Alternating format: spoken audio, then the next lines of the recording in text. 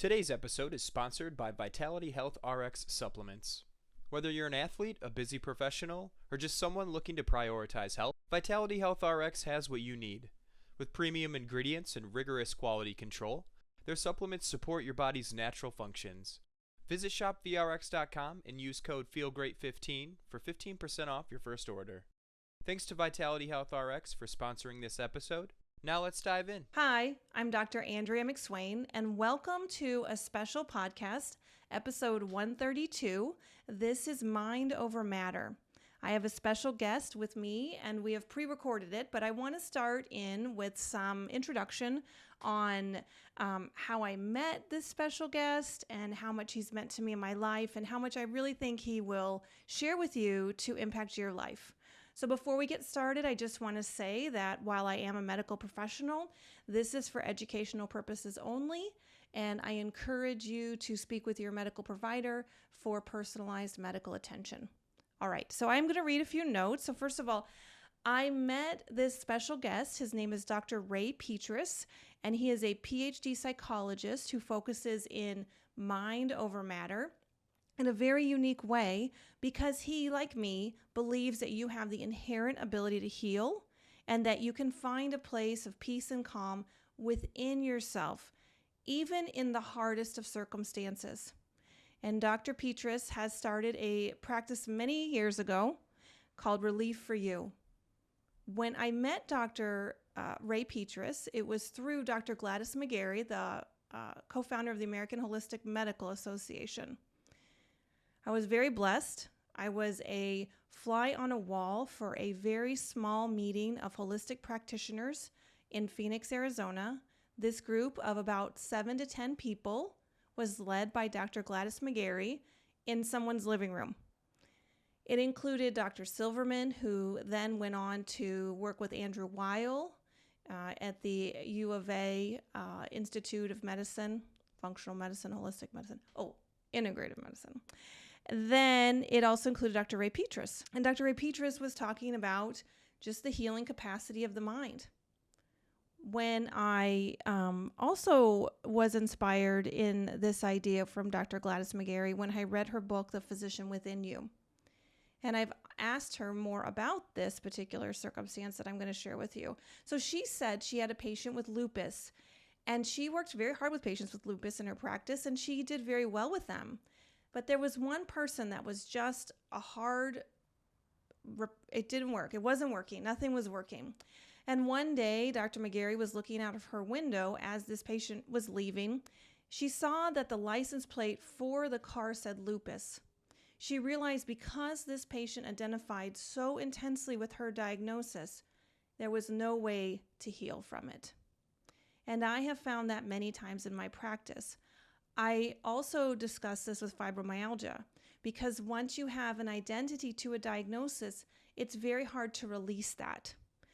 However, it's very possible once you do release that identity, then that's where mind over matter comes in my practice.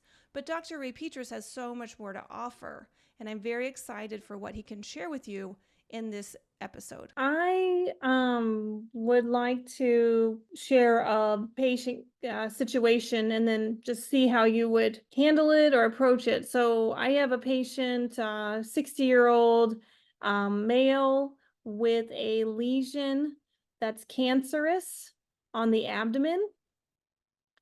And because of the size of the lesion, it is pulling and tugging on the nerves and the tissue underneath, causing sharp shooting pain, excruciating pain, and happening at all hours of the day and the night. You know, it's always infinitely easier when you have the patient there and you're talking to them and you get some feedback than, generalizing, because everybody seems to be different. But I say I might pursue this, and then the person says one thing and I say, oh, I got to go this way. But can I give you a little bit of a quick look at, there's steps that I involve when I'm working with somebody. First is we define pain. What is pain? And so I'd be asking you, how would you define pain? So how would you define pain? Right. So for this particular situation, the pain is around the lesion It's Not where it is, how would you define pain? In other words, what would be your definition of pain be, like you were doing it out of a dictionary? How would you define pain?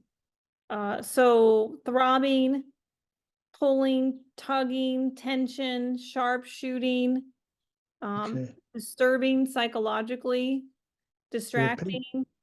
pain is basically something we have to tell us that there's something we need to pay attention to. Pain is to tell us basically there's a problem. Can agree on that? So theoretically, once we know the problem, we theoretically should be able to eliminate some of the pain once the person knows what it is. So the first step is I work with a person and I say, what is the pain? Do we define pain for them? And then I take the person and I show them that they're capable of something, moving the pain, changing the pain, maybe eliminating the pain completely or to some extent. And then we find out, is it okay for this to happen? Because people will always say, especially the athletes I work with, if I take away the pain, am I going to hurt myself worse? I mean, it's a good question. And the answer is I'm not giving any drugs. I'm not manipulating. I'm not doing surgery. The worst, like one doctor I worked with and did the research with, Dr. Greenberg in Canada, said the worst you could do is nothing. He said he's an emergency medicine physician. He also worked with the hockey teams and different teams at the University of Ottawa. He says the worst I could kill somebody was the worst you could do is nothing. So I go through the steps, and the last step is I deal with any fear or anxiety the person may have. And so I working with this 60-year-old. He has certain cancer. I know I would look. How are you feeling right now? What's your pain like right now? Where is it? What's it acting like at the moment? And then I might say something like, take a couple deep breaths, close your eyes, think of something. Maybe can you think of a time? I know you're not feeling good now, but can you think of a time when you had a lot of fun? When you were with, you saw your little child and they're moving their hands, or you saw the first birth, or you saw a beautiful sunset. Right? Can you think of something that was pleasant? Most of the time, they could come up with, even people who are in excruciating pain could think of something that for a couple of moments, anyways, relieves the pain or reduces it. And he said, yes. So I might think about that. And he says, okay, close your eyes and take a deep breath and think of that time. Now, don't just picture it on a screen like you're watching television. Actually, we call it revivification. Actually, try to be there again. The clothes you had on. If the sunshine was shining, maybe you could feel the warmth of the sun. If there were people there, you can hear their voices. If there was food, you might be able to smell or taste the food. Try to relive it as best you can. And when you're done doing that, take as much time as you want, because it's a fun time and get you away from some of the other things that are going on. Spend as much time there as you want, and when you're done, open your eyes and let me know how you're doing. And so they might spend a short time, a long time. They spend a short period of time, it shows me that there's some other issues going on that's hard to concentrate. If it could take a long time, it tells me that the visualization, imagery, and emotion do help. And so, like most of the time, the people come back and say, yes, I was somewhere, I was able to do that, and I felt pretty good. And I'll say, how much pain do you have now? And most of the time, the pain has decreased somewhat. In many cases, and I'm not sure of this one, but even cases that are very difficult, that have gone on for 40 years, people have had chronic pain, many times the pain has gone completely away. And so that at that point, it's like, it's okay, is this for this to continue? After they said, this is really pretty amazing. So the next step is we go through, is it okay for it to stay away, or is it really telling us something? Or we've done the intake like you have done also, and we find out that, they've checked him out pretty completely, and we know all the diagnosis and prognosis from the physician that they had gone to. And so if the pain goes away, we were pretty sure that it's something that could stay away, because it's not something that's been missed. However, in the past, I've had things where it should have got better, the pain should have gone away, things should have been different, but they weren't. And so I said, this doesn't make sense. Go back to your primary care, go back to your oncologist, go back to whoever, your primary care on this particular situation is, have them check you out again. And almost invariably, they find something that was missed. And so once they fix that, then the person's pain has gone away. And then the last part I deal with is the fear and the anxiety involved. Something else could happen to me. How can I deal with my family? How am I going to take care of my kids? What's going to go on? And so we show them where they are right now. Maybe asking them what the scale, what level of anxiety or fear do you have right now, and then see if we can get them to relax a little bit and change the anxiety, have them visualize something or talk about something, or or feel something the way they want it to be, and that's kind of a basis. Right now, I'm doing a lot of work with athletes. In fact, I'm trying to get ready for the Olympics, see if I can get on the U.S. Or some medical team, because a lot of the work I do, as you know, obviously, I can do over the phone. So I don't necessarily have to go to Paris. I've done a lot of work with athletes, and so that is something I've been working on. But those things can be done over the phone. They can be done in person. I have a lot of wonderful stories. Here's a kind of neat story. I had a coach who found me on the internet, and he was a cross country coach in Missouri, Heritage, Missouri, and he was a coach of cross country boys and girls teams in high school, and Hermitage, not Heritage, Hermitage. And he called me up one day and he says, I've had 9 operations. I'm in pain and I want to run with my team again to help coach. Can you help me? So I worked with him and his pain went away, and it was wonderful. And then he had some other pain from plantar fasciitis, and we were working on that.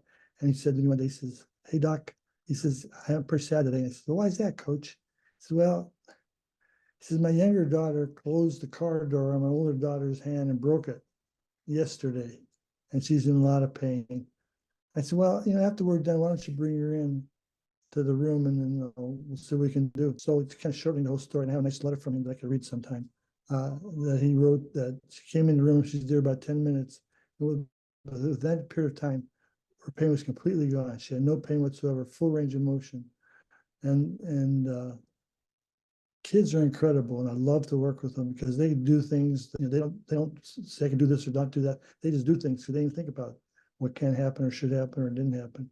Anyways, they went to the doctors, I think the next Tuesday. This was, I think, like a Thursday or Friday. And the doctor said there was nothing breaking. She had full range of motion, and he was astounded. They took another x-ray. They couldn't find a break on the new x-ray. They had to go back to the old x-ray the week before and actually find a break.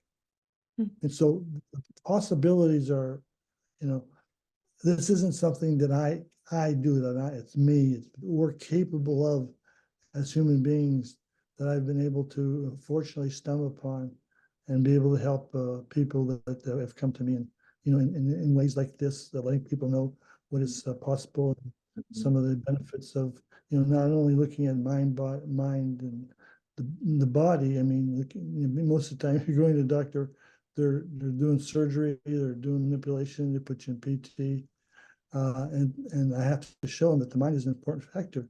It's not mind over matter, but I like to say the mind matters. Then I think you really answered the patient that I wanted to discuss as well, who is a 50-year-old female who had a factory job doing a lot of heavy lifting and some injuries, and then ultimately had a cervical spine procedure done in which a foreign plate was put, or a metal plate rather, was put into the cervical spine area, and now describes the pain as an effect of a 50-pound bowling ball on the top of her neck. So she says that her head is a 50-pound bowling ball. Are there any additional comments that you might have for that situation? Well, what strikes me right is the 50-pound bowling ball. Where she got that from? How did she bring this kind of a curiosity that I would try to maybe find out and weave in a little bit. There's no way of knowing what's possible, and so I say, but no matter what the situation is, there's Larry Dossey. I don't know if you remember the name Larry Dossey. He's written a lot of books on pain, and he wrote an article on cancels funerals. And what it says is that almost anybody who has any type of condition, somebody that has had it got better. And so, what I would say to her, you're in a situation that's pretty tough. You have a lot of pain. I know you have these feelings, but some people get better, and that's not a lie. And you and I may be one of them. You may be one of those. What if you and I work together to see if it's possible for you to get back to some level that you're comfortable with? And so a lot of times I don't work to get rid of the pain, but be able to reduce it somewhat to show them that they have the important thing is that they have some control over it. They have a plate or whatever in their back and their neck, and they can't really do anything about that. But is there something they can control? Can they control the pain? Can they control how they feel about it? Maybe they can't control the exact feelings, maybe control the amount of time that they have these feelings. And so when we start working, I would do a variety of different things in the beginning. And then I would say, I don't want you to try anything or do anything that we did here in the office for about 2 or 3 days. All I want you to do is observe changes that might occur. Now, I know people go back if they have pain, they start doing the exercises and things that we do, but I try to tell them, because what you're doing is you're talking to the self, your mind, body, spirit, and it's the most powerful protective things you have. It knows more about your body and your mind and your spirit guides it all than anything else. And so if we're trusting that to tell us what to do next, then we have to say, okay, I'm not going to do that, but we have to try to listen to what's being given to us. And that's what I do. The next step would be follow. What did you notice? Well, for example, I had a fellow that had a lot of pain, and I worked on him, and his pain went away. And his wife was ecstatic, and they were ecstatic when they left. And they came back for the next appointment. He said, "Sorry, doc, it didn't seem to work. I got the pain back." I said, "Geez, I feel bad." I said, "Because he had it all go away." He goes, "Yeah, it didn't work." And the wife pokes him. He goes, "Well," he said, "Yeah, I'm sleeping better though." And so he pokes him again. He goes, "Well, yeah, I started eating a little differently." And then she pokes again. He says, "Oh yeah," he said, "I'm exercising." So those things needed to change first before what he was wanted to work on to change. Those things needed to change first. So there's all kind of little things that you look at, and when I bring up to the person, that's one thing that changed my practice. Normally in the medical field, it's like, okay, you see the patient, you see the client, you say, "I want to see you in 2 or 3 weeks or a month," or whatever it is. It's an extended period of time. Normally insurance is only some things will pay for it only if you only come up less or more than a month. So I had when I was practicing in Minnesota, I had my friend's mother come to me. He says, "Oh, anyways, I was on his wedding. I was in his wedding." And he said, "Hey, my mother's in town. She's in bad shape. We think she's actually going to die based on some of the things that are going on. Would you please see her?" And I said, "Well, of course." So she came in the office, and what she was presenting with this time was pain in her back right side, the middle of the back. And so I talked about it and stuff like that. She was having trouble sleeping and a whole bunch of other things. We won't go into that. And so I said, "Well, let's work on that, see what we can do." And so when we were done, it was about an hour or so, her pain was completely gone. And she was really, "Wow, this is great." Well, I knew she was leaving, this was like Tuesday. I knew she was leaving like Thursday or Friday. I think it was Thursday she was leaving. I said, "Well, come in tomorrow. I want to check and see what's going on." So she came in, she says, "Doctor, it didn't work. I hurt." And I said, "Oh, geez." I said, "I feel bad about that." She's my buddy's mother, And she says, "And I heard here," and pointed to her left back, part of her back. I said, "Well, wait a minute. Yesterday we worked on the right side of the back and the pain went away." And this is what she said that changed the way it worked. She says, "I have pain. It didn't work." In other words, she could have pain on her thumb. And she had pain in her body, anywhere in her body, it didn't work. I says, "Well, this is easy because when we changed the pain on the right side, the opposite side, the left side, was overcompensating, trying to help the other side. And so when you took the pain away from the right side, you just show that these muscles are tight and tense, and they're just kind of reacting because they've been overused and used in ways that they're not normally used." And she said, "Oh," and when pain went away and we never had trouble. She was getting better, and she's still living. So, I mean, there's a lot of individual type things, but the kind of the key is that, like Dr. Dossi says, almost any condition that's been known, somebody had it and got better with it. And so you try to take it. And I tell the person, "How about you and I work together?" You change the whole outlook. You've changed the thing from depression and like, "Oh man, nothing's gonna help. Nothing can help me. I got a pin in my neck, and breast, this and that," to at least I'm not alone. You've changed. They have hope, and you haven't lied to them, not at all. Well, thank you. You have a lot of neat stories. You do have a lot of great stories, and the mind matters. I think that was maybe the overview comment of the session today, and then the work that you do is taking people into themselves for their own healing capacity.